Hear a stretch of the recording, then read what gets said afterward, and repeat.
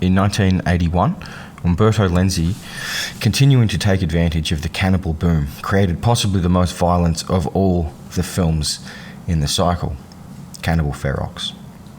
The film is gritty, violent, and at times extremely sick. I am the Italian Horror Guy, and this is the Italian Horror Guy podcast. So, I think I previewed this episode last week by suggesting that whilst I love Cannibal Ferox, that it's also terrible. I'm not so sure about that now. I mean, I think I've done this a few times, right? I have an idea of these films in my head. It's sort of interesting, right? And I'm sure most people who are big fans of horror films have had this experience or have this experience in an ongoing sense. That idea that you're drawn to these films, but you also know that on some level they're really bad. And I'm not denying that this film is on some level really bad, but I feel like it... How can I put this? I feel like it's probably the first...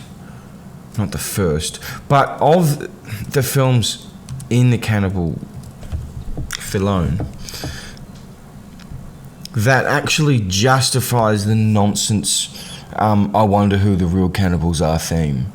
And I mean, there's an extent to which it justifies that even better than Cannibal Holocaust.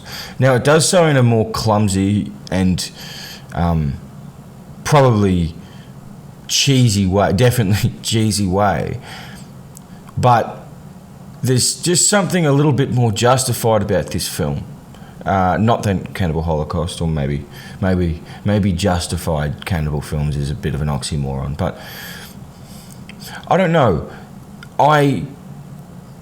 There are some real qualities in this film that I think distinguish it from other terrible horror films. One is what I've just said. Another, I think, is, in just about every horror film ever, how at most you'll get one, maybe two, at a stretch, characters that are like not completely interchangeable with the other characters, and because they're always very sort of no-name actors, there's always a sense that, like, who really cares?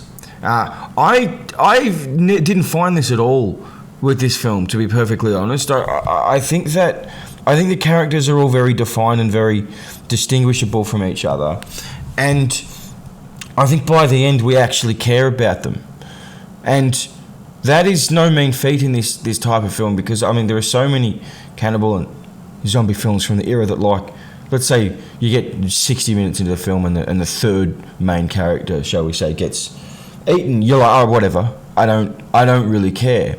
But like the way Zora Kerava's character, what's her name, Pat, I'm like, that for a start, that's gruesome and extremely difficult to watch. But like by that point, even though she's been a little bit horrible, you're like, I don't want this to happen. So let's get into the specifics of the film, and as positive as I've been, I'm obviously going to touch on a number of negatives. One being this absurd obsession that these films had with bloody New York. Like, oh, what if we just picture some person wandering around New York for the start of the movie? It's the same as Janet Agron at the start of Eaten Alive, except at least she's a character. This bloke at the start who's just wandering around for like the entire opening credits, and there's nothing interesting happening. He's just sort of walking the streets of New York going, look guys, we're filming in New York. Wow. And it's got, again, that ridiculous sort of cop New York drama music playing. Like, what are we doing here? To be honest, I think structurally it's probably the biggest flaw of this movie, and it's a flaw to a greater extent than the exact same flaw is in most other cannibal movies, right? The way they try to sort of bookend the film with, civilization, which apparently in the cannibal cycle means New York. And I feel like this film, to a greater extent than the others, I don't really want to deal with the civilization part of it, because I feel like Cannibal Ferox actually has settings that are gritty and more effective than, I'd say, all the cannibal films, right? Like, usually there's some kind of outpost setting before they go into the jungle and whatever. Is it Paraguay? I'm not sure where it's based at the start, and I just feel like that was a really, really effective, well, wherever they shot it, but a really, really effective way to sort of start the film, or to sort of not start the film, but base the film before they go, because there's that. It's sort of it's like that sort of pivot point of the movie, right, where there's civilization in New York, supposedly safe and whatever, and then there's the journey towards the unknown before we step into the proper unknown, and it is obviously Paraguay. Is I'm gonna check that actually, just to see.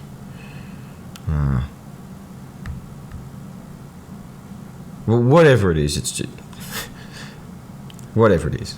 They're somewhere, and it's cool because I think one of the things that these films prey on is, well, I know one of the things that these films prey on is that sense of the unknown, right? And these sort of, as I say, these little outposts sort of before you go into the proper belly of the beast. There's, they're obviously, they're always in South America or Asia or somewhere obscure for wide audiences. And there's sort of a mixture of slightly cynical looking people and friendly looking people, but some of them can speak English, some of them can't. And there's just that sense of discomfort, right, of the unknown.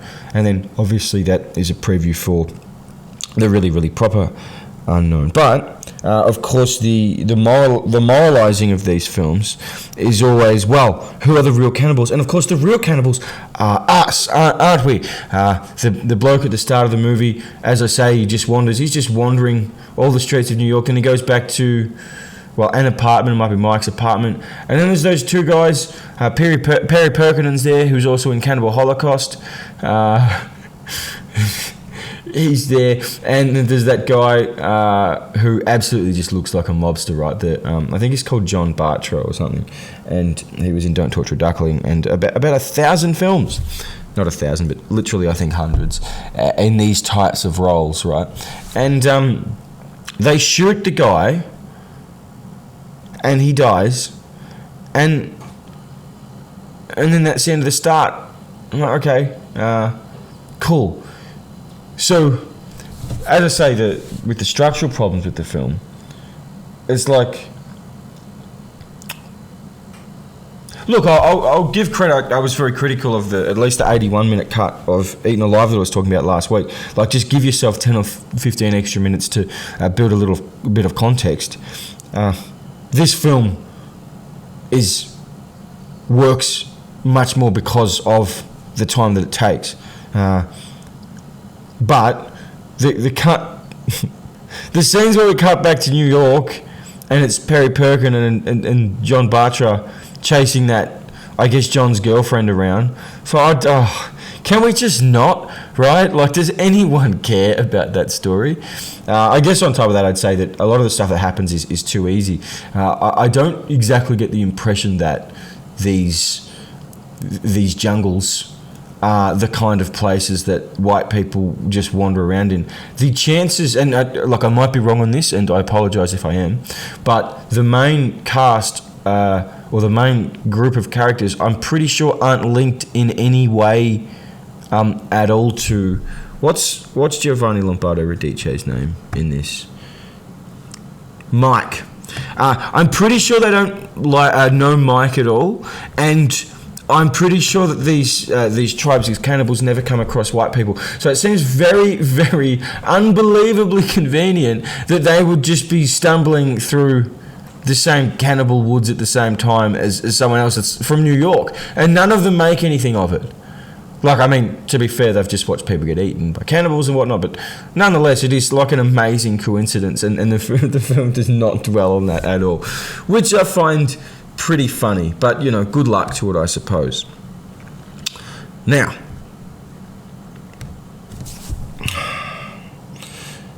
yes, I've got some notes about the about the mobster crap, but it's just, as I say, it's probably not sufficiently interesting.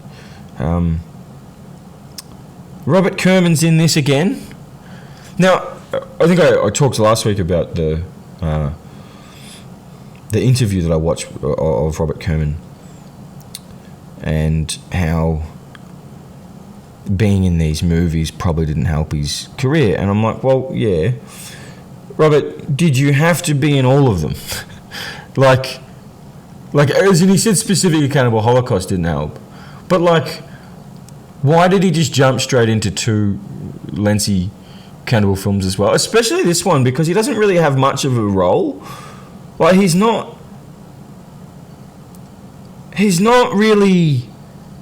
doesn't do anything in this film. And I don't know exactly what order they were all filmed in, but I'm pretty sure this is the 3rd of them. So you would have thought, like, no, I'm not going to take this sort of very bit part police role. But, you know, he did, so bad luck to him, I suppose. So, the beginning of... And as I say, like, the moralising in these films is always very clumsy and very on the nose and very lame.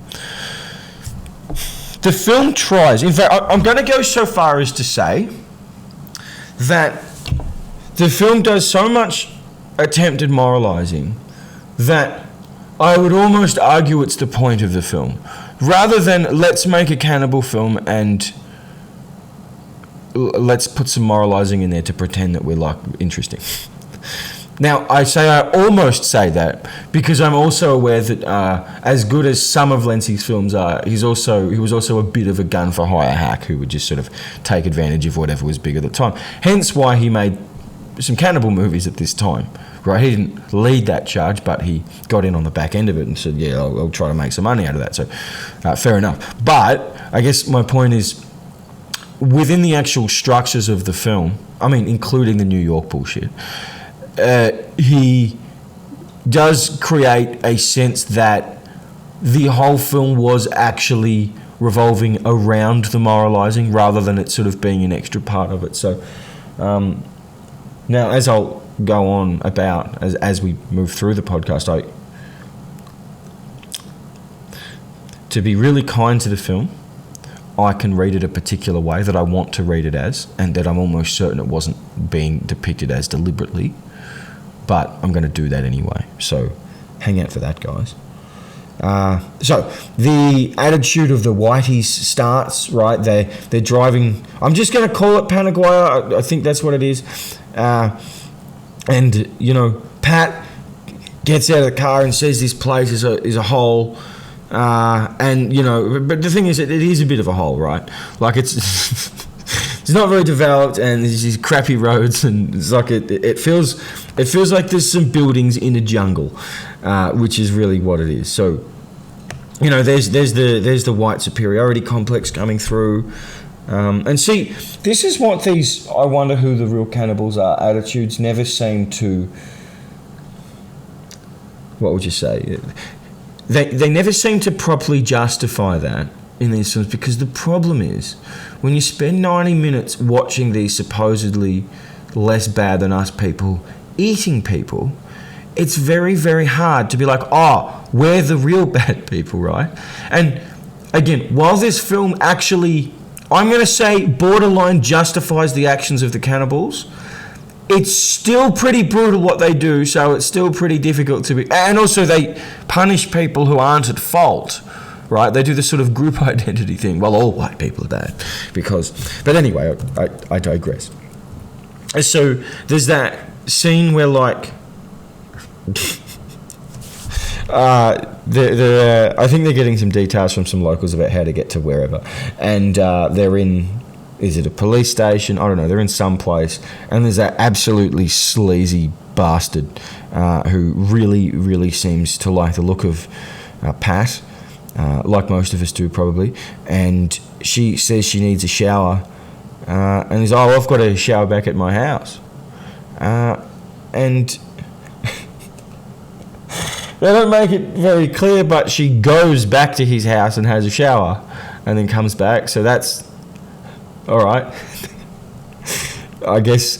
Look, I mean, you could argue that, like, this is actually effective character development, right? That Pat is, I believe she's like a waitress and a part-time hooker. And I guess people who are in that category are sort of, what would you say? They're sort of open and they'll do stuff. Like, here's this absolute sleazebag, rapist-looking guy who wants me to come back to his house and allow me to have a shower, and I'll say, yeah, all right. Well, it doesn't seem like logical behaviour, but neither does being both a waitress and a hooker. So whatever.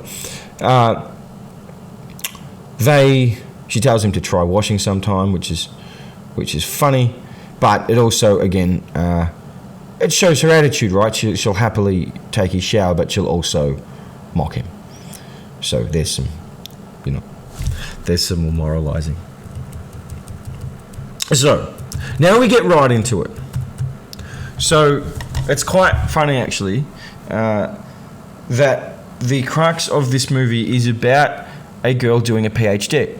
Now, I'm doing the Italian Horror Guy podcast because I dropped out of my Italian horror-based PhD, and I can assure you that at the end of the film, when she is given her doctorate and she seems to be given special credit for the fact that she proved that cannibalism does not exist because she went to one place in the world and there was cannibalism. I'm just not sure that would justify her thesis somehow. Like, just think about... I'll probably talk about it at the end, but think about the absurdity of that. So we'll get to that. But, see, again, whilst this whole thing is really lame, and I find Lorraine Dessalles' character, again, we'll get her name, Gloria. Oh, Gloria. There are so many moments in this movie where Pat is yelling out Gloria, and I just can't stop thinking about the song. Gloria, like, I don't know. There's some accidentally comedic aspects of this movie, but so it's worth actually noting that Lorraine Dessalles and Giovanni Lombardo Radice are also in The House on the Edge of the Park together. So there you go. Gloria is explaining that she, as part of her thesis, is trying to establish that cannibalism, I can't remember the exact quote, but cannibalism as an organised practice of human society does not exist. To be honest, that might be the exact quote. That was pretty close. I'm like, okay, this is the film pontificating about having actual morals and discoveries and stuff. But whilst I've obviously been a little bit dismissive of it, what I do like is that it assists in giving all the characters an identity, right? So we know her place. She's the academic. Then there's Pat, who is the open sort of progressive, whatever you'd want to call her, hooker. And then there's Rudy, who really is like, well, he's the research assistant. But the thing about Rudy, and I look, he might be in plenty of stuff, but I don't remember seeing him in other films in this era. He's a damn likable character, and so he's very kind, and it's genuinely very sad when he dies, which we'll get to. But yeah, as I say, they all have very definitive characteristics, and I know this is obviously scraping the barrel because creating characters that you can distinguish from one another shouldn't be an unbelievable achievement. But to be honest, in low-budget horror films, it sort of is, and I think they all have their individual reasons why they're why they're quite likable. I like that Rudy is on the one hand like the research assistant, but on the other hand he's sort of like the leader of the pack, right? He's doing his best to help them out. He's giving the instructions and whatnot. So that's cool. So her aim is to prove that cannibalism as an organised practice does not exist and never existed. I don't know how the hell one trip to this place in Colombia is going to help that, but anyway. So, look, I've talked about this before, and this goes right down to low budget all the way to high budget. Cannibal films, but zombie films in particular. Not that this is a zombie film, but I'm just going to digress slightly. The building of tension around impending doom is, to be honest, I feel like that's sort of what we live for in these types of movies, right? At least it is with me. There's nothing better in a zombie story than the moment that things start to go wrong. And the process in this film, Cannibal Ferox, of the slow movement towards the cannibalism,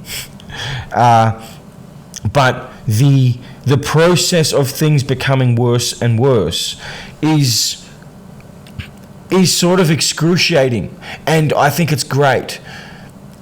It's sort of polar opposite of Eaten Alive, where everything seems to be happening a mile a minute and you can't settle into anything, and it means that you can't really care. But so they're building it. They're on that boat, and it's actually probably worth mentioning that the more we go on, the more, what would you say, unfamiliar the locals are, right? Like, again, there's the rapey guy at the police station who's a creep, but you know he's wearing clothes, and I think he speaks a bit of English. And then when they're on this boat, the guy, that butterfly, that giant butterfly, lands on the boat, and then this bloke eats it. And I'm pretty sure he's shirtless, but he's got that he's got that blank cannibal stare that they always have, that the cannibals always have in these movies. And not that he is a cannibal, I don't believe, but it's like we're now moving closer to the belly of the beast, right? And he eats the butterfly. I'm not actually sure if this is a real animal killing, although there is plenty of those in this movie. I don't know if I'll dwell on those so much. But it's like, and you know, we're on a boat, so we're progressing ever closer, right, to all the horrific stuff happening. And as I say, I think regardless of how good or bad a horror movie is, I think when it builds the tension in this way, there's that, you know, that can only be a positive. So they get off the boat and they have their car, and then that gets stuck and bogged, and it's screwed, right? So look, probably another criticism of the film, right, and this is pretty universal criticism of cannibal films, right, is the way we go from whatever the hell our reason for being in this jungle is to, oh, now we're completely fucked and we might die, right? Like was your whole plan contingent on your car not getting bogged? Because they didn't really make any effort for it not to get bogged. And the thing is, this is before the cannibals have even shown up, right? It's like, guys, you would have done a very good job killing yourselves if there was nothing sinister in this place. Which is quite funny. But look, again, it does at least add to that growing sense of problems, right? Like, now they don't have their car. Then that weird spider is on the ground, and Rudy has to kill it. So he sort of establishes himself as the leader, which is cool. They kill the spider, then they get the car started again, then it gets bogged again. This time it's properly stuck. If I want to be really pretentious and analytical, I might say that they're sort of civilized things, right? They're not gonna work here, right? So there you go.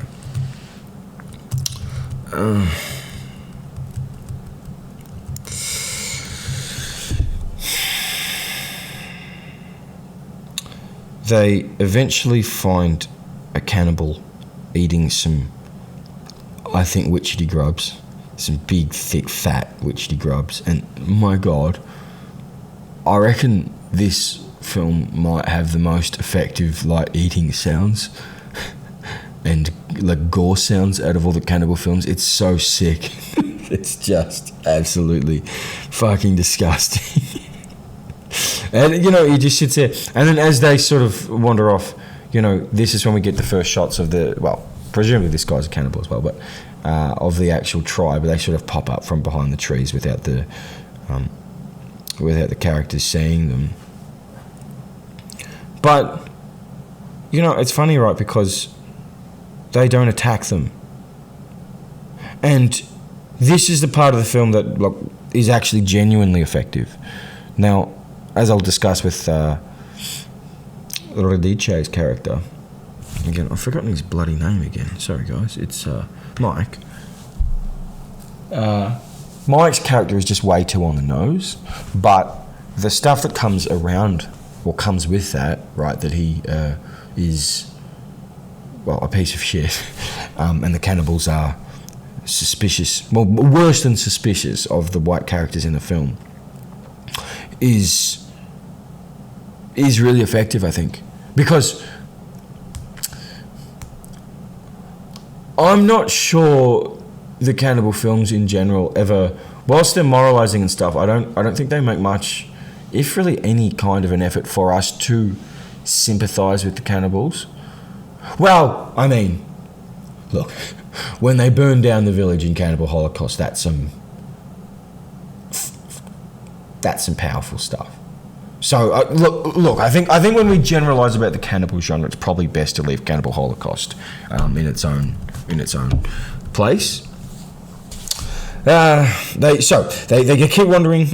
We see an anaconda just brutalising a little creature. I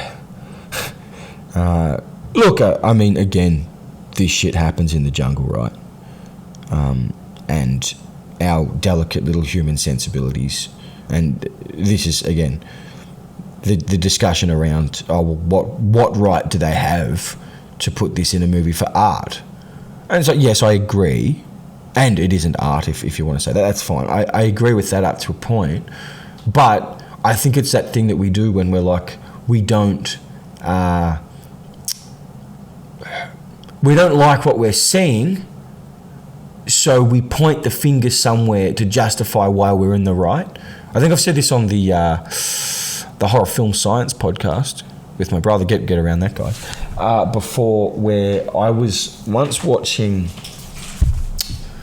The Last House on the Left, right? I had housemates back in the day, or different housemates back in the day, and I was watching Last House on the Left, the original, and my housemates get home with one of their mates, and he watches, and there's 10 minutes to go, and we watch the end. Right, and the end of Last House on the Left, the original, is sort of notorious for its violence. But, none of the three people that got home, or might have been two actually, were particularly uncomfortable with that. And then one of them was like, we should watch the remake, because I was in the process of selecting films for my honours thesis, where I talked about originals and remakes and the changes that happened. So I was like, because I think I'd watched it before, and I thought this isn't going to be good. And when it gets to the very brutal rape scene in the second movie, in the remake, the atmosphere in the room changed, and my housemate at the time, who was a woman, she got angry at me, and she started making comments about the scene. And as I say, who the fuck wants to watch that? And it is too much, that scene. And I sort of needed to defend myself, but obviously not too aggressively. And I was like, look, this isn't much to watch. And I remember she said, well, they're your movies. And that's, to me, like I have to shift. I don't like what I'm watching, and I have to get angry about it. And I know that's not... Look, I didn't exactly just compare apples with apples there, but I think it's that thing like, I don't want to watch this anaconda kill this little creature, and I mean, neither do I. But to just say, oh, well, you can't do it for art. Well, what can you do it for? Can the anaconda do it in the Amazon and it's fine? Can we kill the little creature and eat it? Is it okay when I'm sitting down eating my steak? Right. The truth is, with these films, that on a logical, moral level, no, you shouldn't kill animals for art. But the disproportionate reaction from people who say that to people, as in the idea of, you do realise when you kill animals to eat, it's actually the same thing. Oh, no, it's not, because we need them to eat, well, to live. Well, we don't need them, right? And I just think it's a guided sense of morality. And this is what happens because this is the reality, right? That we struggle to deal with things when we can see them. I know I'm getting into some sort of murky waters here, but like my personal opinion is that at the moment, what's going on in Afghanistan, no one really comprehends it, even though we're hearing the numbers about the amount of displaced people and children who are going to starve. Right? You could tell people right now that nearly 20 million people in Afghanistan are at risk of starvation. Right? And people are like, oh, that's awful.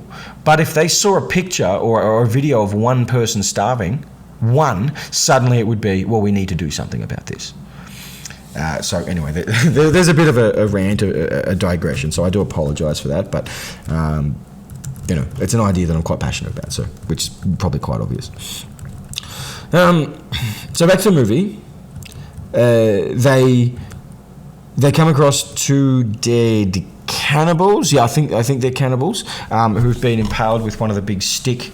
Or one of the big mace things, I guess you'd call them, that's a trap. And this is a common thing that seems to happen in these films, right, where it always seems to be the guide or one of the cannibals who gets stuck in one of the cannibal traps. Or when there's traps for the main characters, usually like a big hole in the ground. But like they don't die, they just get stuck in the hole. But I always feel like it would be much more logical if the white characters got, maced, because they're not used to being here, right? They're not.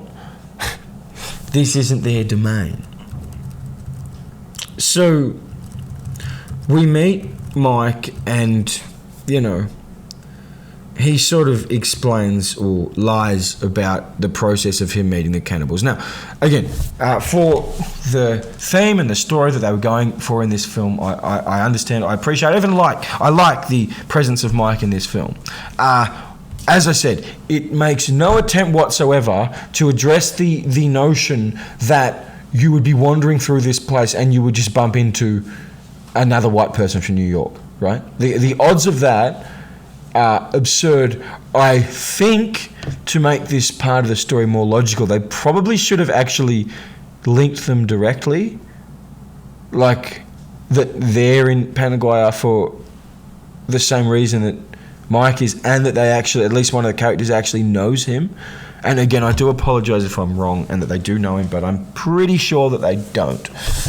So he spins his yarn about it. I think it's sort of actually effective that the film isn't actually, it's certainly not trying to make us like Mike, but it's also not trying, I think, to, what would you say, to make it unbelievably, excruciatingly obvious that he's lying.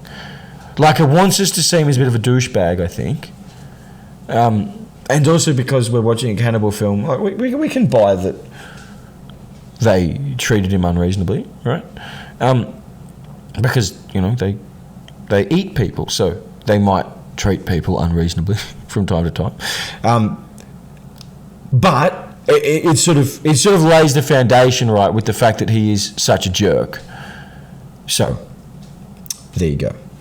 Just on a side note, I think that his acting in this film is a little bit over the top. I reckon his performance in The House on the Edge of the Park is unbelievable. And I might have mentioned this rather narcissistically as I'm about to again on a previous podcast, but I did have a little email exchange with Giovanni Lombardo Radice a few years ago because I watched House on the Edge of the Park and I was so emotionally moved by his performance that I felt the need to email him about it.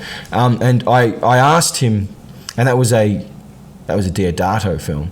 I asked him how do Italian, because obviously I needed an angle to justify why I was messaging him. I was sort of like, how do scenes like this come about, right? Is this like a direction thing? And he's like, nah, Italian directors don't really tell you what to do. They just sort of like, yeah, this is what the scene's about, and you just go nuts. So, and I love that because I thought, well, that's even better because there was no expectation that him and like David Hess in that scene where David Hess is like crying about not having any friends or something, which, you know, is sad until you think about the fact that he's like a rapist and a murderer. You think, well, maybe there's a reason you don't have any friends, David. But they have this unbelievable sort of interchange in that film or in that scene to the point that you forget how crap the film is for a few moments. Or like, yeah, that was really good at the end, and then you realise it probably wasn't. But nonetheless, I got in touch with Giovanni, so there you go. Maybe I'll try to get him on the podcast one day. Now that would be a coup. So I just feel like he's a little bit too over the top in this film, but I must say, like, he's pathetic and nice and sort of evil in The House on the Edge of the Park. Him as a straight-out villain makes more sense, I think. He's got a villainous face. Good-looking bloke, but a very villainous face. So,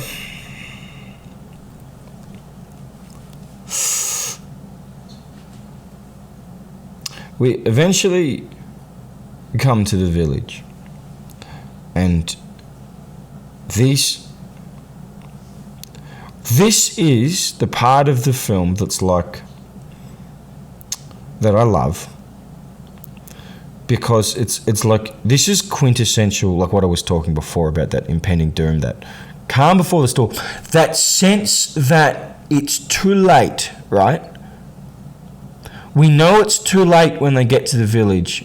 We can feel it, but that's done with suspense and with uncertainty and disgust, right? So we see the bodies of what the local, or the guy who was searching for the rubies, and another body, but the guy who's been tied up, the ruby guy, that's some serious gore, right? But you know, throughout these movies, like there's a process we're wandering around where we know that when we get to the terrible place isn't going to be good. It's going to be terrible. It's going to be terrifying. I think it's amazing the way they get there and it feels terrifying. It's made most terrifying by the lack of hostile people. There's just those sort of older looking cannibals just sitting there staring at them. And it's eerie. I think that's what I'm trying to say. This scene is fucking eerie.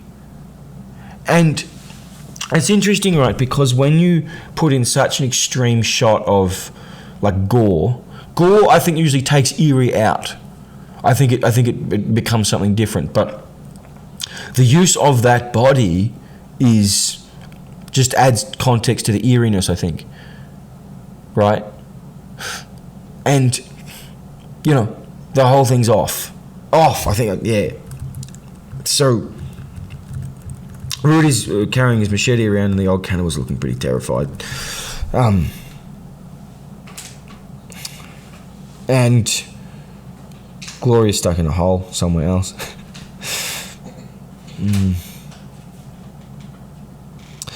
And it just shifts a little bit, right? Because Rudy sort of approaches, I can't really understand why the young cannibals left the village, and the old ones are scared, and Mike's very defensive.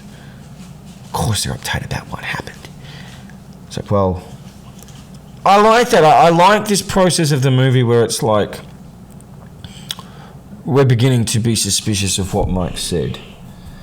As I say, obviously, like, things are a little bit too on the nose, and there's the guy eventually, like Mike's friend who dies, who just, you know, he just explains everything a little bit too clearly, I think. But, you know, it's still a pretty satisfying explanation, I think. But he's getting more and more injured, and, you know, blood diseases and blood infections and stuff. So, and he's also quite a good-looking guy. Just as a side note, to be honest, I think most people in these films are quite good-looking. Then there's this sort of Mike and Pat, like, side story that's like, what the fuck are we doing here?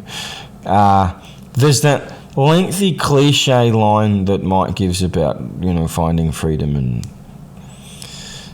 whatever, and they're doing coke and stuff.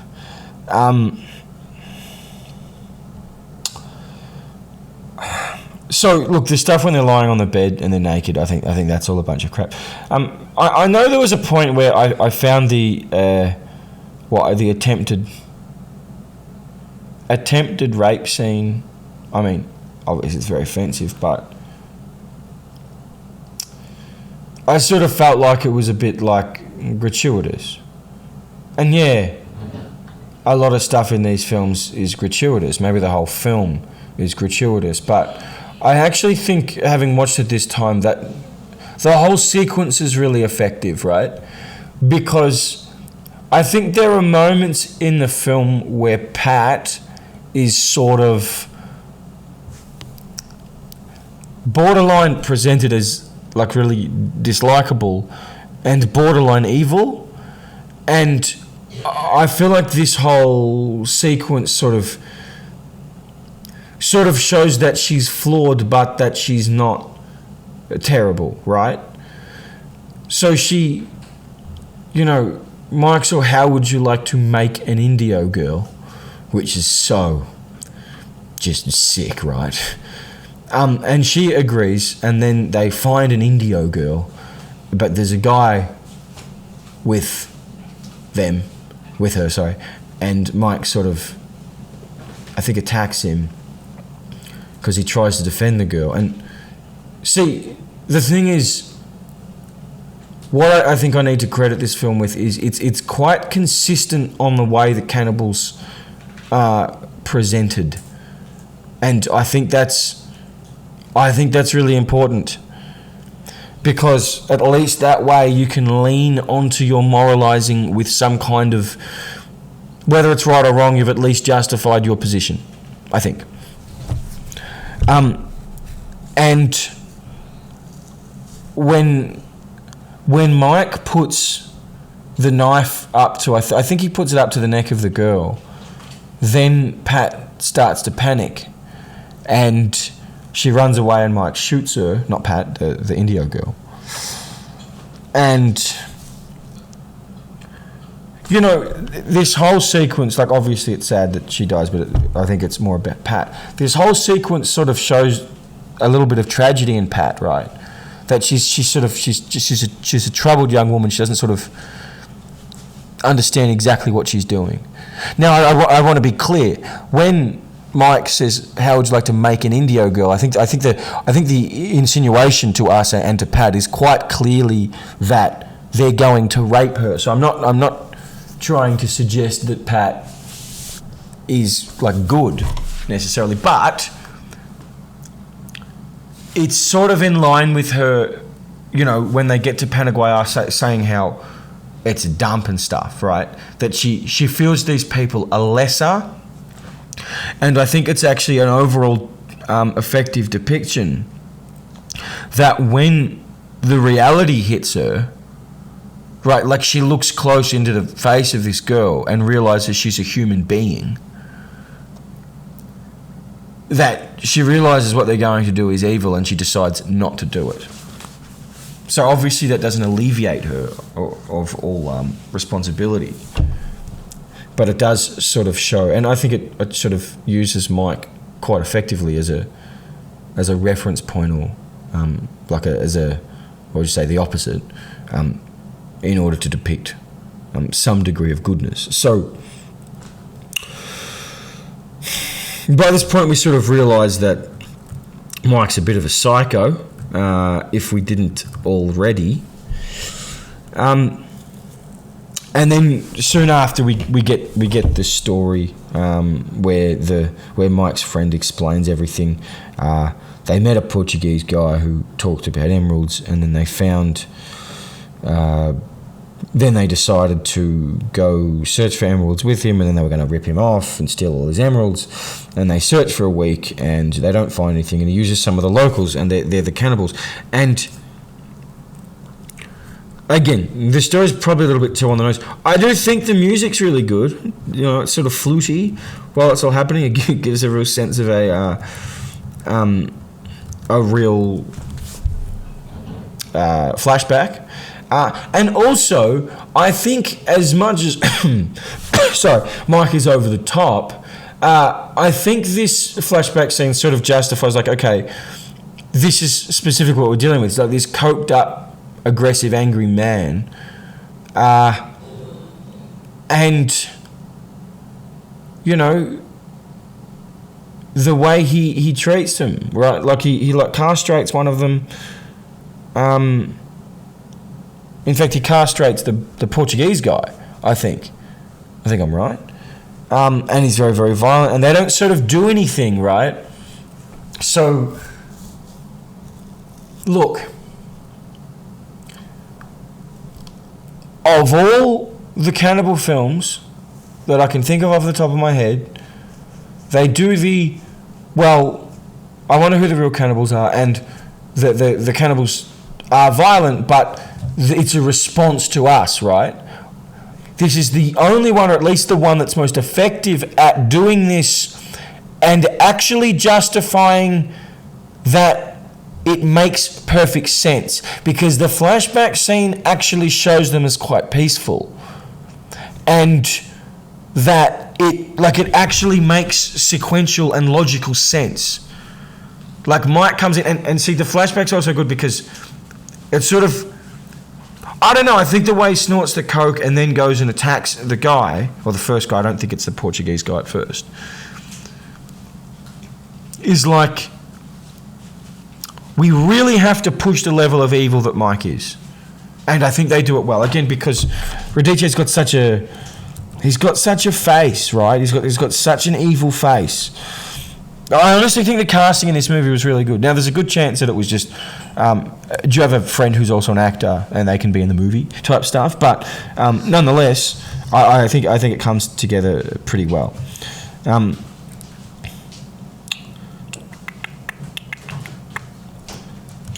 Yeah, okay. So now everyone sort of knows Mike's a bit of a psycho. And now we cut back to New York again with the stupid cop show music. And the blonde woman, I think Mike's girlfriend, she's doing something to it, and then the mobsters just show up. And that's all I'm going to talk about that, because I just fuck off, right? Why is this in a movie? So Mike's friend dies, and they leave him in the hut, and there's a rotten papaya on a stick sitting at the front, which we are told it's a curse, which is cool. Actually, can I just say, like, again, this stuff's always on the nose. I think there's 2 or 3 moments of this during the movie, and I think they do better than even Cannibal Holocaust are doing this. Like, let's explain some rites and rituals and stuff. There is something. It's amazing to describe Cannibal Ferox as subtle, because it's possibly one of the least subtle films ever. But there's something subtle about when they get to the village, as I talked about, and like the eeriness. There's subtlety in eeriness, right? An eeriness in subtlety sometimes. And there's something subtle about the nearly cannibal guy on the boat on the way over eating the butterfly and saying, that's a bad luck thing. And then the papaya on the stick is a curse. It's like they're all things of impending doom. In fact, you know what? I've talked myself into it. I think this is a great movie. Wow, what a thing to say. Because it builds the impending doom, and whilst anyone who sat through this whole movie is going to, they're going to remember Zorakareva dying by being hung by her breasts, and they're going to remember Giovanni Lombardo Radice having the top half of his head cut off. But if I want to justify that kind of ridiculous, over-the-top brutality, the film earns the right to do it to a greater extent than most horror movies earn the right to be extreme. There you go. So,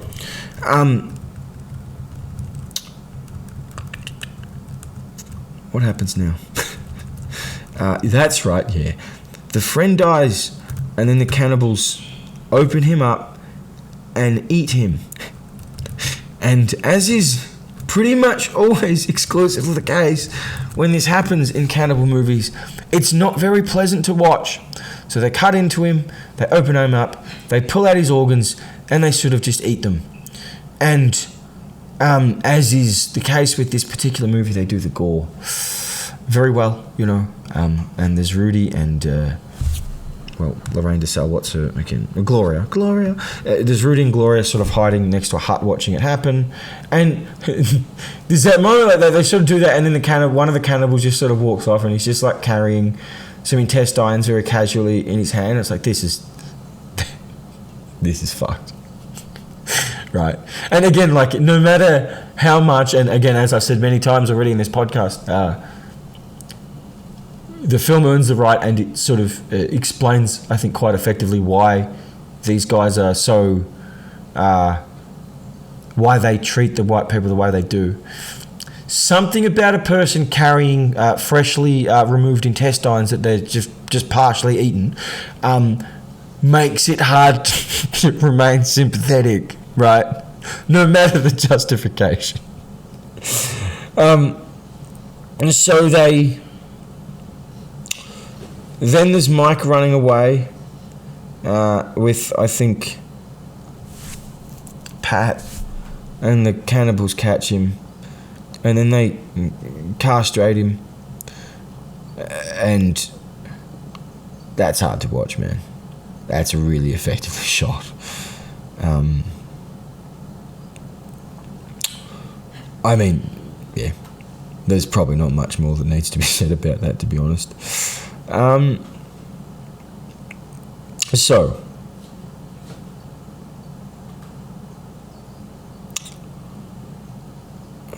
yeah, then there's some more shit with Robert Kerman and the girlfriend, and that can fuck off. I don't want to deal with that. Back to the cannibal shit. They cauterize. Is cauterize the word? Mike's wound so he doesn't bleed out. Now, in hindsight, how about the macabre of that, right? Like, they plan on decapitating him tomorrow, but, well, we presume they do, because I think he escapes again. But we can't let him die now. I guess actually I'll just refer back to the I don't know if it was the main title, but it was on trailers. The title "Make Them Die Slowly" is fucking sensational, and I also like the title "Cannibal Ferox," and I think that was to make it sound like Cannibal Holocaust. But "Make Them Die Slowly" is such a sensational title because they do make them die slowly, and I don't know. It's one of the more mean-spirited films I think I've ever seen. And there's something very mean-spirited about the concept of make them die slowly.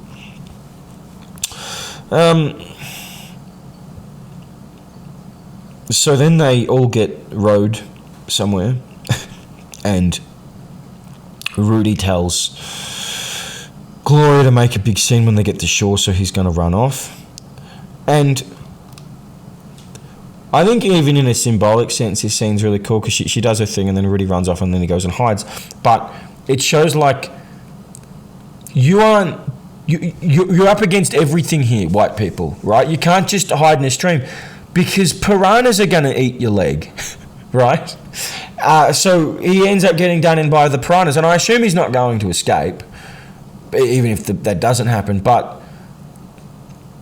it's funny, right, because I always remember Rudy's death as being really early in the film, and I think it's because you think about deaths of characters in relation to other deaths of characters. And it's sort of amazing to think that this far into the film, he's really only the second proper character we've seen die, and the first one is like, he's the least important one, right? He's sort of Mike's friend, right? And like characters, I mean, that we followed. Like I'm not really acknowledging the Portuguese guy because that's a flashback.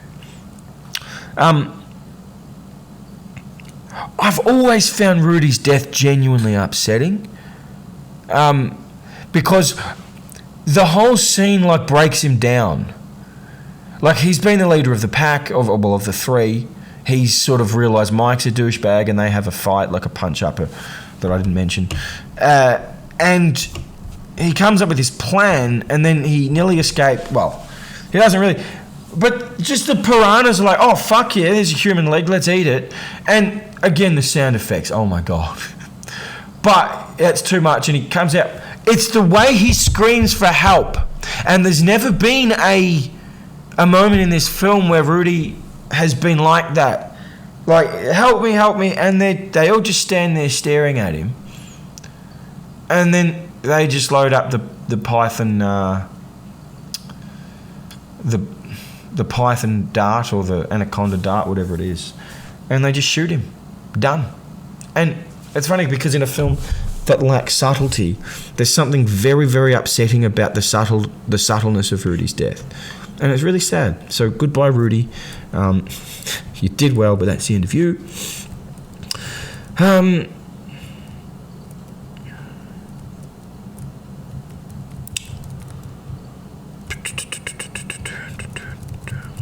Sorry, I'm just consulting my notes here. Can I just actually note at this point the fucking music, and I think it's used partly in Eaten Alive, but that is like if you'd never seen a movie before, and you were told, I'm going to show you a movie, but here's music that's in it, you would hear that music and be like, this is going to be fucking terrifying. It is the scariest music just about any film. It's so like, I don't know, it just depicts, it's so, this is going to be a cannibal movie, you know, and I don't know what you guys think. I think it's great. So the sort of next 20-25 minutes of the movie are all just about, well, that's about all this. Or just being as emotionally disturbing as we can deal with, as we can possibly deal with. So they put Mike in a cage, and then they chuck Pat and Gloria into an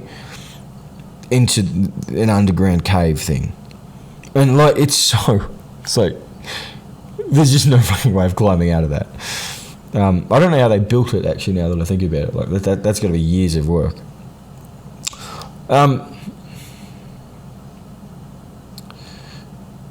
Mike yells for some water. I don't think they give it to him. Now, this is where the moralizing comes back, and I'm like, movie, just stop, right? Just stop, because I don't want it to be like this. And the problem is because Gloria is the academic, like, well, we just take what she says as gospel, and she's so full of shit. And it's funny because, as I said, I want to defend the film, and I'm going to do my absolute best from a modern political standpoint perspective, right? People who do this shit, I've got a PhD in anthropology or blah, blah, blah, blah, blah. Just because you've got a doctorate does not mean you're smart, and Gloria is a fucking idiot. She's an idiot. And it annoys me because I don't think the film thinks she's an idiot, right? Now, the part that I want to defend it on is the film being super subtle and being like, look at how stupid you all are, right? You've just watched cannibalism happen. Like, she's just watched it. In fact, they've just lowered like a heart into the hut, or not into the cave thing. Anyway, she's like, Gloria, Pat's losing her mind. She doesn't want to die. And Gloria's like, oh, I was such a fool. We're such fools. It's like, why?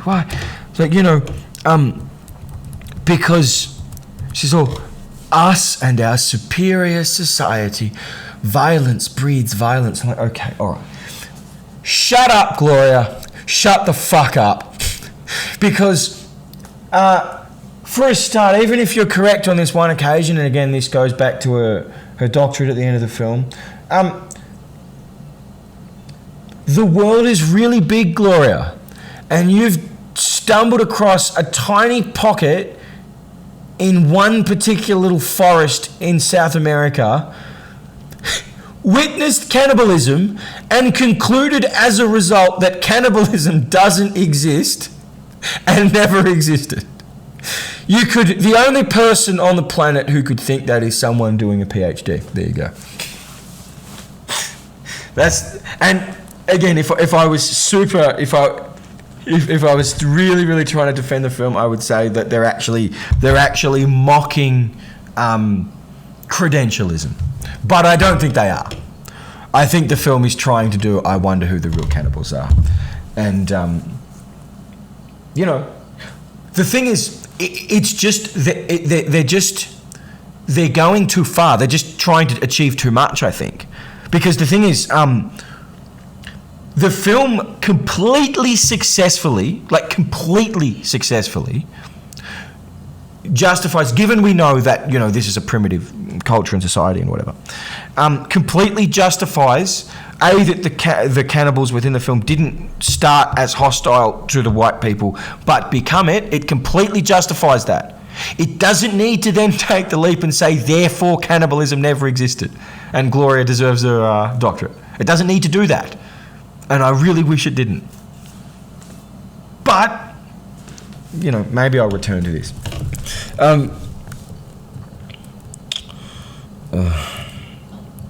So the cannibals slaughter a crocodile and eat it, because we need... everyone hates crocodiles, so good. But if you put it on screen, you can't do that. That's right, Mike escapes... and look, that's right. The nice cannibal. This is something that, I can't believe I'm saying this.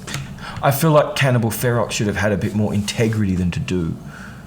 Why is there always a nice cannibal that helps them escape? Can we just not do this every time, Lindsay? It happens, I think, in other cannibal films, but I feel like in all these three Lindsay films that we've talked about. Now, it made sense in Man from the Deep River because she wasn't really a cannibal, right? She wasn't originally part of the tribe and all that. They actually explain it. But, the thing is, it's never really explained. And see, when this happens... it always undermines the I wonder who the real cannibals are thing. Because it's never framed in a way that makes you go, oh, why is this cannibal letting these evil white people out? It's never framed that way. We're always going, oh, great, now they might escape, right? But the thing is, if they're in the wrong, then why should they escape? And if the cannibals aren't in the wrong, then why should a fellow cannibal doing the complete opposite to what they want him to do, why should we be on his side for doing it? So he tries to let them out, and then Mike pushes him away and cuts the rope, because Mike is now just he's unhappy about being castrated, probably. But for some reason he hates the girls, even though they didn't do anything to him. So he wants them to just be in the cave, so stuff them. And then he tries to escape. And he does escape, right? He chops through the jungle with his machete. He sees the helicopter or plane or whatever it is, which has the girlfriend in it. Mike's girlfriend, actually. No, I'd never really made that connection. It's his girlfriend up there. He doesn't know that. And he screams out, and of course, he's giving himself away. But the speed with which they surround him, I think they were going to get him anyway, whether he screamed or not. But too bad. And now we know Mike is fucked. Like, absolutely fucked. And so Pat begins to lose her mind. In fact, I missed a very crucial scene. Very crucial scene. Gloria decides that they need to sing. That her and Pat need to sing because Pat's losing her mind. And they start singing, I think it's called Red River Valley. And the problem, and this always happens because I'm an absolute sucker for emotional music-based scenes in films, right?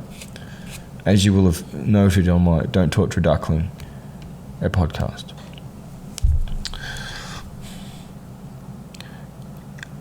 It doesn't matter how ridiculous it is, it's still powerful. Now, I'd probably point out, I did a little bit of research before I did.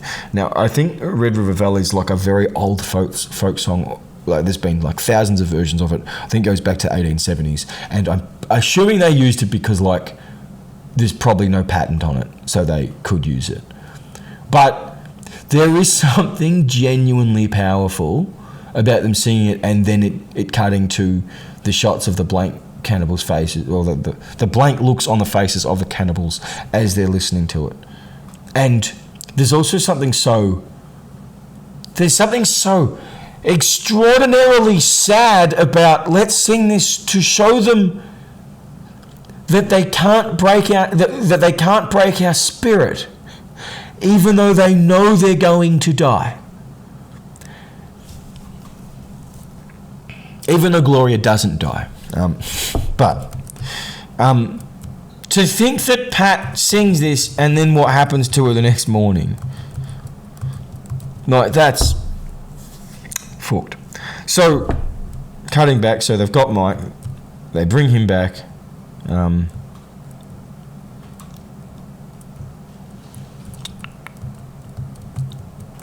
That's right. Okay. Yep. So they bring Pat out.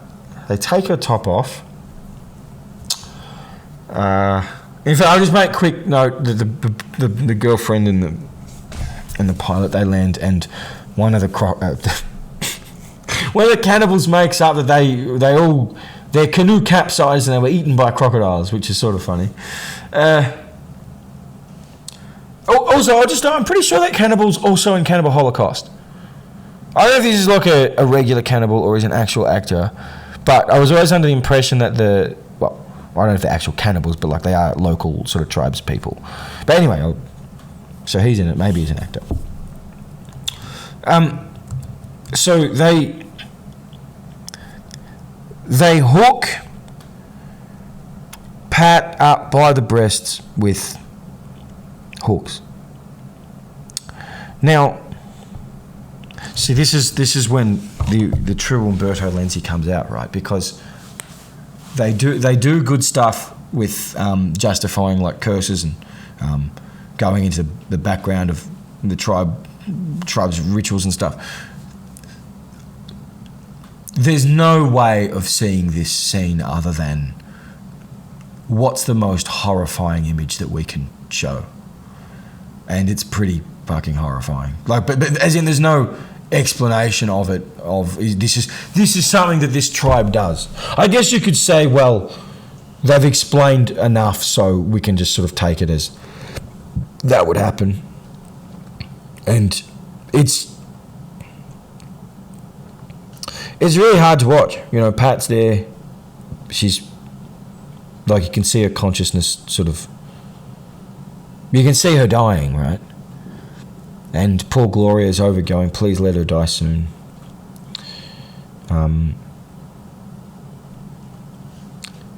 please let me die soon. And then Pat does die. And I'm like, oh, that's sad. I really liked Pat. Right? It's also so cruel, right? It's so mean-spirited to Pat, but also the viewers. Maybe this is going to sound a bit silly, but the film wants us to suffer. And the thing is, it wouldn't be a horror movie from the late 70s or early 80s without some attractive naked women. And, you know, Pat's been naked a couple of times in the film, and it's quite enjoyable, right? And it punishes us, right? It punishes us for looking at her. It's like, oh, you like Zora Carava's breasts, do you? What if we shove some hooks through them and hang her?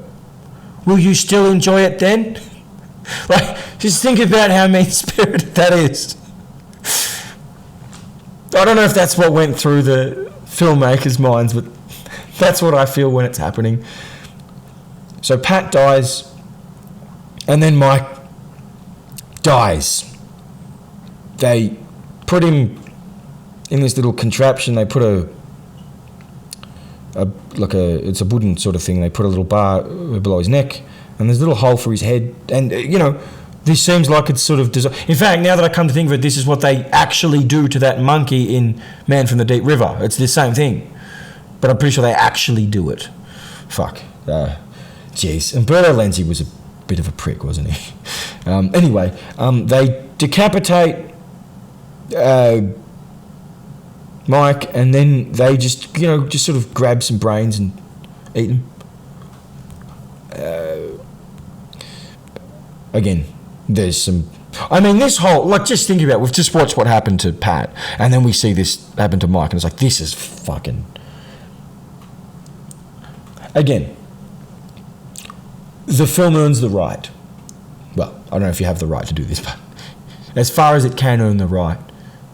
As I've said, people who've watched this whole movie and probably haven't watched it for 30 years would probably remember it only for these things and just as a schlock gore fest, and maybe that is what it is. But it honestly does a sensation job at building us towards all this stuff, and it makes us like the characters, I think. It doesn't make us like Mike, but I'm not sure... Doesn't matter how much we hate him, it's pretty hard to watch him die that way. I guess that's what I'd say. So then the nice cannibal frees Gloria and leads her away. But Y gets tripped and the cannibal gets impaled and dies. So the problem here is, like, again, as I mentioned earlier, why is it always that the cannibals end up impaled by their own contraptions? Wouldn't they know where they are? Aren't they meant to be worldly? Anyway, the nice cannibal dies because, why not? And then there's just some blokes on a boat going through, and she screams and she gets rescued. Like, okay, all right, so Gloria is okay. Then it cuts to the end. We're back in New York. It's not explained how exactly, but all the relevant people from the cop investigation aspect of the film are there. And, I don't know, maybe a supervisor or whatever, he's talking, he explains that she's dispelled the myth that man eats man and that anthropophagy does not exist. So again, I know I've emphasised this a few times in this podcast, but Gloria's, I don't know if it's a whole thesis topic, but the reason she goes to Panaguaya is to prove once and for all that cannibalism as an organised ritual of human culture does not and has never existed. She goes there, witnesses cannibalism, and comes back and concludes that she was right. Now, yes, if you really want to push the R, but violence breeds violence. They only ate us because we were mean to them. Because we were mean to them. Geez, that was bad English. Did I just say because we was mean to them? They only ate us because we were mean to them. is sort of her justification. Yes. But, especially from the ritualistic perspective, what part of what happened suggested that these people don't have cannibalism as a ritual? And a better question is, what part of this group of, 40 people that exist right this moment being sort of cannibals, what part of that proves that there's never been cannibalism anywhere ever? Again, if I'm really going to defend the film, and fuck it, I will, I think, even though I don't, that the film is having a go at credentialism. There you go. That if you have a PhD or an MD or something next to your name, that basically you can make whatever claim you want, regardless of how ridiculous. And that probably makes sense in these COVID times, doesn't it? Follow the Science podcast, guys. So, that pretty much concludes my wild and rambling discussion of Cannibal Ferox, or Make Them Die Slowly. I enjoyed that. I enjoyed the film. I enjoyed talking about it. And I can't believe I'm saying this, but I actually think it's a fantastic movie, despite its many obvious flaws. So, what I'll be doing in coming weeks is a series of Lamberto Bava films. 3 of them. And I actually made a very subtle preview earlier by using the word macabre. I think it's called macabre. Actually, no, I'm gonna look this up right now. Lamberto Bava. Obviously, the son of Mario Bava.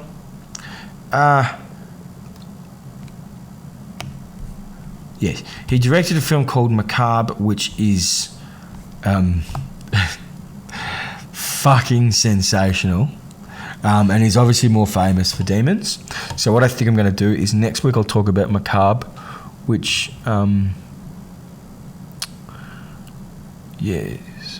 which is very macabre. And there's a lot of stuff about severed heads in that, but I'll leave it at that. I'll do Macabre, then I'll do Demons, then I'll do Demons 2 over the next 3 weeks. So do join me for those. Thanks very much for joining for this one. And yeah, keep tuning into the Italian Horror Guy podcast. Have a great week, everyone.